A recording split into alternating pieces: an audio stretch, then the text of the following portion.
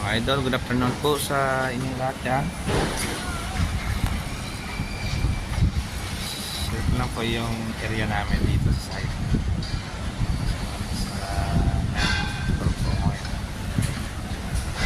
Ito yung baba namin. Ito po, kakyan. Ayan mga building lahat yan. Main road na yun. Yung baba namin.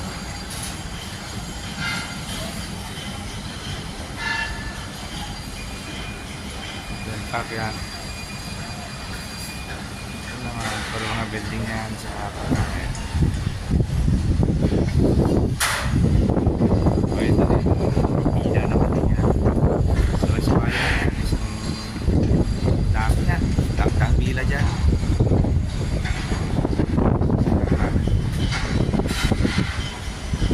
Pila lahat yan. Din lahat may ari yan. Yung government nila ba? Yung pa ito. Yung catching net naman yun. Yun ang nililitin ng tower namin. Ilagay yan dito sa building sa mga floor para may mga pooling hazard in case may malaglag na mga materialis doon maglanding yan.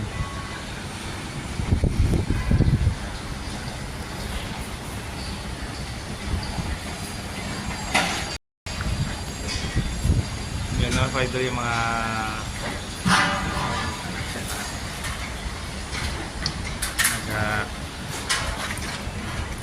pulis na tribal.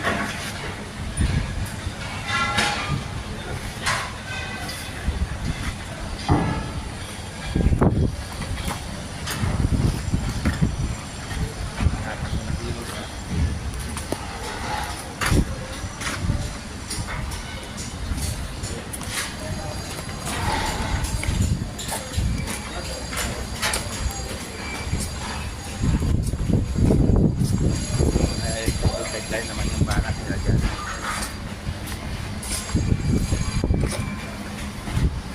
Ganun yung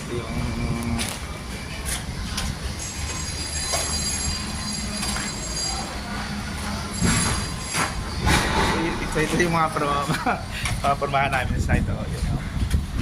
Pinas, hindi ko gumagamit ng ganitong damit.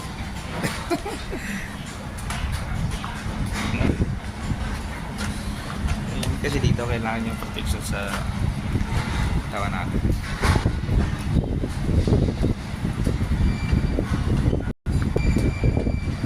Yan, bila niya lugtong yung binigyo ko kanina. Siguro wooden bila niya kasama dyan sa kadulo. Kadugtong nun kinuhanan ko kanina. Bila daan-daan yan. Project rin naman yan. Tatlong site namin nasa 400 something na bila yata. Isa nasa 500 something. Daang bila dito mga ito dito mga. Ito naman yung mga office namin sa site.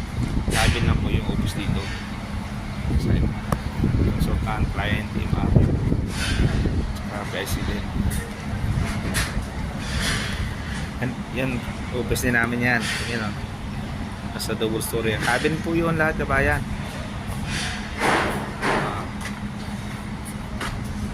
Okay.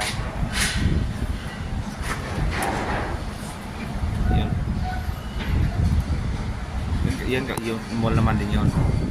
Dubai Hills Mall. Kabayan, pakita ko sa iyo. Yan sa Six-Sider naman yun. Pataas na mga building dyan. Malayo na yan.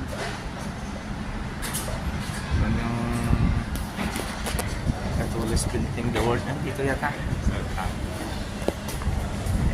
Ito kita dito. Ayan mga basta building. Ibang kumpanya naman din yan.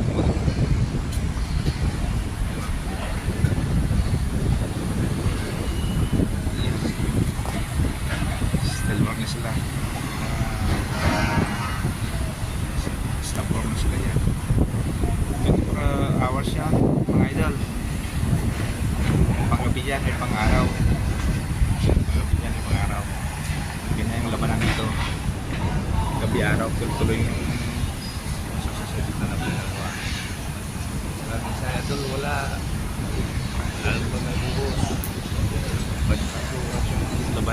tao dito. Kasi hindi nila pwede iwan yan pag nabuhos. No? Pag na-concrete na. Hindi na iwan yan hanggat di matapos. Kasi masisira yung simento nila. So, minsan yung mga iba dyan, 24 hours yan.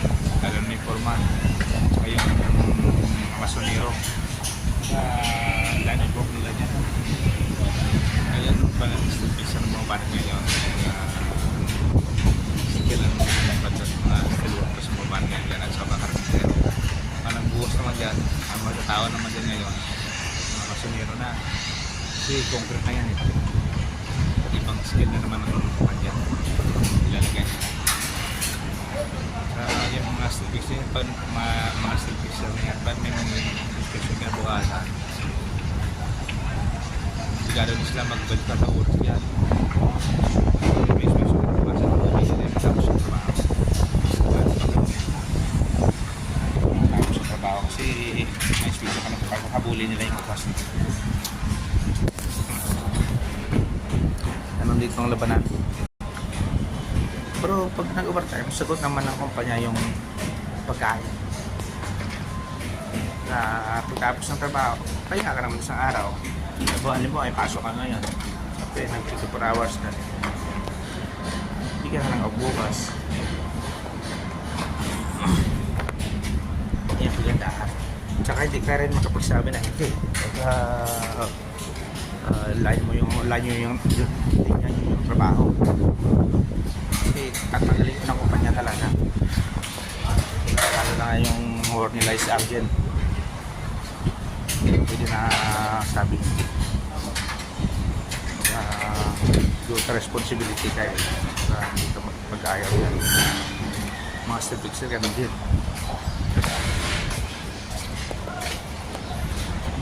So mga IP namin makabarkada yan. Kasi yung butas niyan direct sa ground floor. Kasi same design sila from ground floor to top level. So hawak na yan namin ng producing area ko. Hawak ko 20 plus 2. So 20 floor plus ground floor plus podium. So sa 20 po lahat.